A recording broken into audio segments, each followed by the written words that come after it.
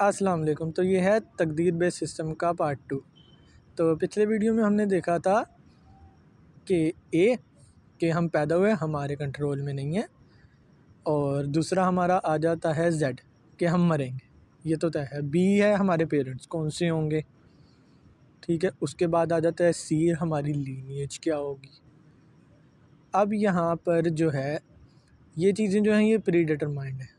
मैं बच्चों को ABC सिखा रहा हूँ तकदीर की। मैं कलर सेट कर देता हूँ यहाँ पे कि कौन सी चीज़ें जो है डिटरमाइंड है, ठीक है। क्या क्या चीज़ें जो है हम अपनी चॉइस से करते हैं। तो यहाँ पे पहले मैं आपको बता देता हूँ कि एक चीज़ मुझे याद आई है अभी अभी यहाँ पे एक चीज़ लिखनी है डी, ठीक है।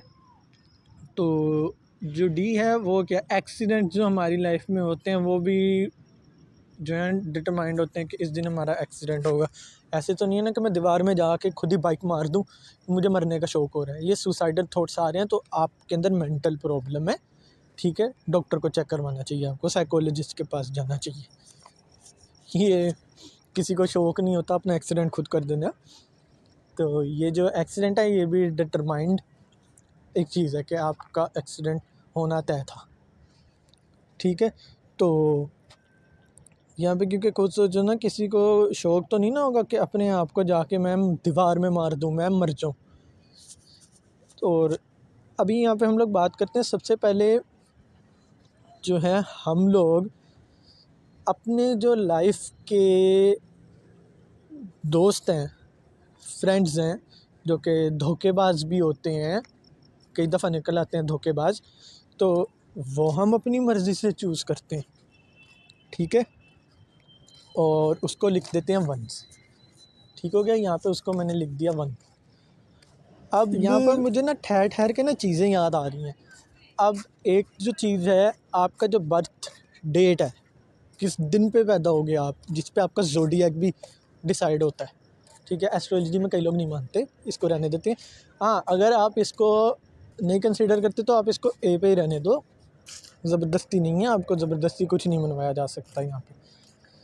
तो अगर देखा जाए दूसरी चीज़ जो है हम लोग जो खुद से डिसाइड करते हैं, नमाज का। आपको कोई फोर्स नहीं कर रहा है नमाज़ पढ़ने के लिए, गन पॉइंट पे मैं बोल दूँगा जाके नमाज़ पढ़ो, जाओ, ठीक है। या पेरेंट्स ज़बरदस्ती कर रहे हैं आपको नमाज़ पढ़ने के लिए, 4 की जगह 2 रकातें पढ़ कर आ रहे हो, नमाज़ ख़राब कर रहे हो अपनी। तो नमाज जो है वो आप अपनी मर्ज़ी से चूज़ करते हो, इसको 2 से लिख लिया, ठीक है। अब एक जो तीसरी चीज़ आती है यहाँ पे, लाइफ पार्टनर, आपका हस्बैंड या आपकी वाइफ, ठीक है। हाँ जी, गर्लफ्रेंड बॉयफ्रेंड का ताल्लुक़ नहीं, ये हराम होता है। क्यों हराम होता है? इसलिए हराम होता है कि आप अगर एक नामहरम औरत के साथ हो और आपका उसके साथ कोई भी ऐसा ताल्लुक़ है तो वो हराम होगा, क्योंकि बीच में शैतान होता है, ठीक है। शैतान ना कहीं भी घुस, ऐसे मामलों में तो शैतान घुसता है ज़बरदस्ती। तो यहाँ पे हम उसको लिख लेंगे 3 से, ठीक है। आप अपना लाइफ पार्टनर जो है अपनी मर्ज़ी से चूज़ करोगे, भले ही आप जो है अरेंज करते हो या पसंद की शादी करते हो कि निकाह की पेशकश की और उसके बाद आपका निकाह हो गया, ठीक है। यहाँ पे उसको हम लिखेंगे अब 3 से। अब यहाँ पे हम ना जल्दी जल्दी कंक्लूजन कर लेते हैं कि हमारे पास पॉइंट्स कितने हो गए, ABCDE 6 पॉइंट्स हो गए हमारे पास, किसके, डिटरमाइंड के, जो चीज़ें प्री डिटरमाइंड है। और 3 पॉइंट्स हो गए हमारे पास किसके, जो चीज़ें हम खुद चूज़ करते हैं। इतने में ही ख़त्म हो गया क्या? नहीं, अभी आपको अगले वीडियो में बताया जाएगा जो कि बहुत इंटरेस्टिंग हो सकती है। उसमें मैं आपको कोशिश करूँगा पॉइंट बेस्ड सिस्टम भी बताऊँ, कि पॉइंटर्स कुछ जो है वो समझाऊँ कि वो भी डिटरमाइंड पॉइंटर्स होते हैं।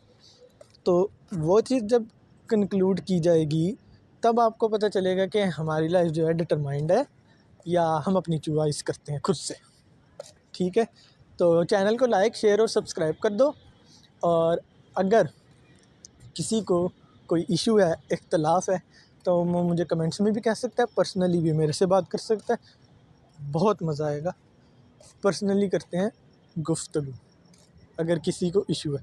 क्वेश्चन है तो भी कर सकते हो, इख्तलाफ है तो भी कर सकते हो, खुल के जो दिल में आए बोलो। गालियाँ देनी है, कमेंट सेक्शन है, कमेंट्स ब्लॉक नहीं करूँगा, गालियाँ दे लो नीचे, ठीक है।